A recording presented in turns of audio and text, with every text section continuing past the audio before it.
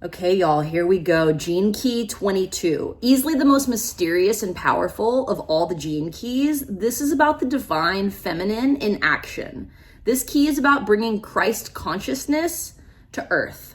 I'm Molly, you're watching Mirror Readings, and let's get into key 22. We have a lot to cover here. Like, most of the chapters in the gene key books dealing with each of the individual keys are like a few pages. Bruh, this one just goes, okay? We're talking about all of the different energy bodies. We're talking about all of these different sacraments. Okay, I'm not even sure where to begin, so I'm just gonna begin anywhere. Key 22 is described as a consciousness elevating transmission. And those who have key 22 in their profile, like, inherently invite others into magical processes just by being in their field. And I'm talking not even in person. I mean, like, on the internet, mentally, but just being in the energy of someone who has key 22, we're automatically being invited into magic.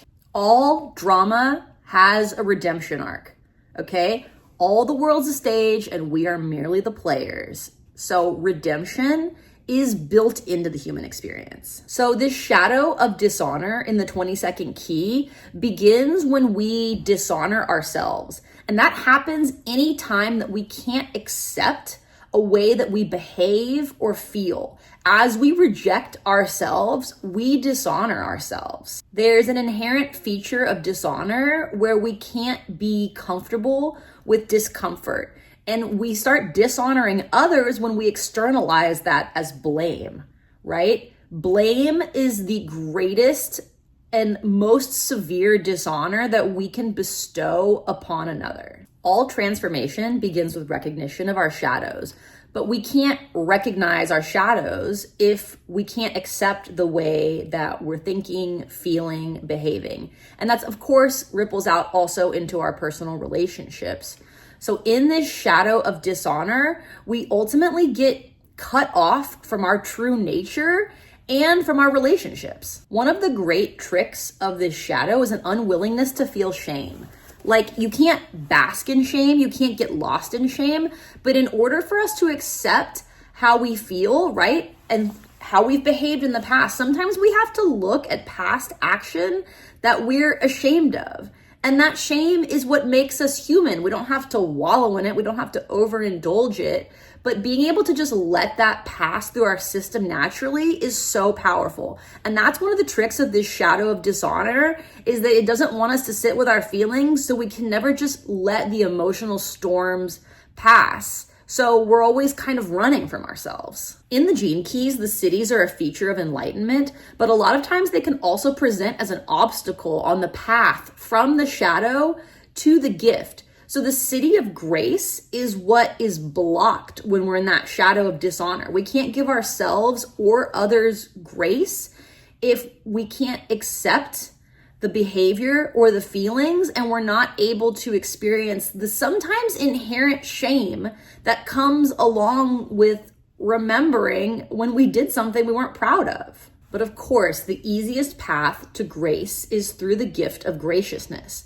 And gratitude is the most prominent feature of this gift of graciousness. If we can access gratitude in any form, we're already starting to honor ourselves and honor what is. Graciousness has a form of cosmic kindness to it. It's really meeting ourselves and others where we're at without judgment.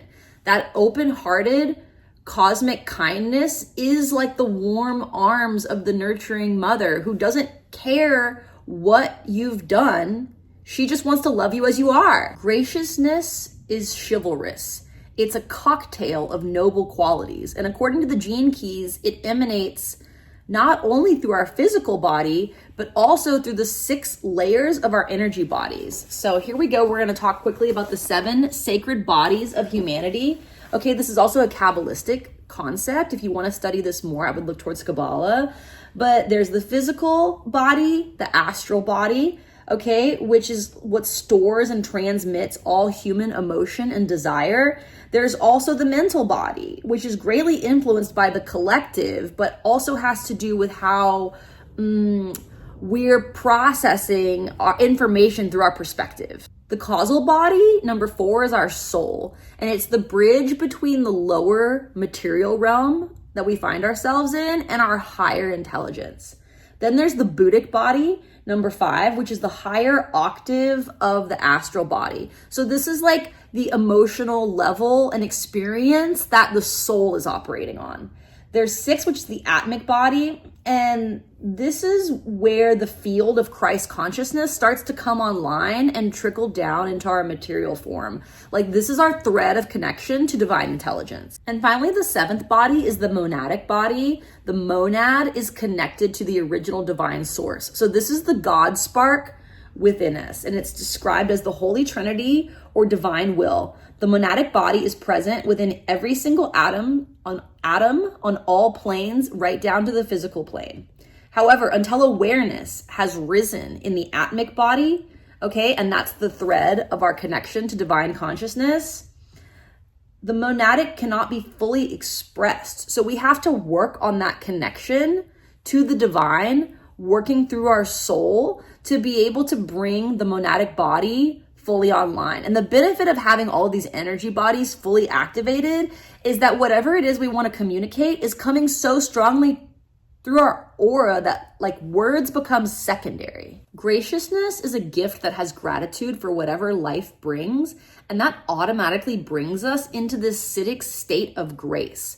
Grace is one of those cities that's actually like way easier to access than most of them, because this key is so powerful, and just getting out of that shadow of dishonor, right? Starting with our dishonoring of ourselves, it's like a slingshot into higher realms of consciousness. The great cosmic mother gives grace no matter how badly her children behave. We are all worthy of love, and this key is a reminder of that. Being able to return non-love with love, which is the most prominent feature of this key and the divine feminine, it's an initiation. And once we cross the threshold of this initiation, according to the gene keys, we never come back. We stabilize in that gift of graciousness, and then we're able to offer grace no matter what the circumstances. It's so powerful. The other thing about this city is that it's a bit of an opportunist. Grace sees any oppression as an opportunity to give love. Grace transforms anything that comes to its door into love, and that's the superpower of this city. It's love no matter what. It's gratitude for what's happening no matter what. So if you have this key in your chart and you are bearing witness to suffering, your own or someone else's, just know that you have the superpower to transform that suffering into love with minimal effort. Just by honoring and acknowledging what's happening, you're automatically on that path to transmuting whatever the suffering is into an experience of love. The more I learn about how DNA behaves, the more I'm getting down with the idea that the gene keys is basically proselytizing, which is that our DNA mutates based on the information that we give it and our environment. And this 20-second key is something that our DNA has to literally mutate to be able to hold this frequency, right? Our lower animal selves are not wired to meet non-love with love. We're wired to be territorial, right? We're wired to survive. But as we elevate to these higher frequencies, there's a strand in our DNA that literally unlocks, that allows us to express grace in any interaction. Thanks for being here. I'm Molly. You're watching Mirror Readings. And if you'd like to get a reading from me, please visit my website, mirrorreadings.com, and subscribe to this channel to save 15%. Thanks so much. See you next time.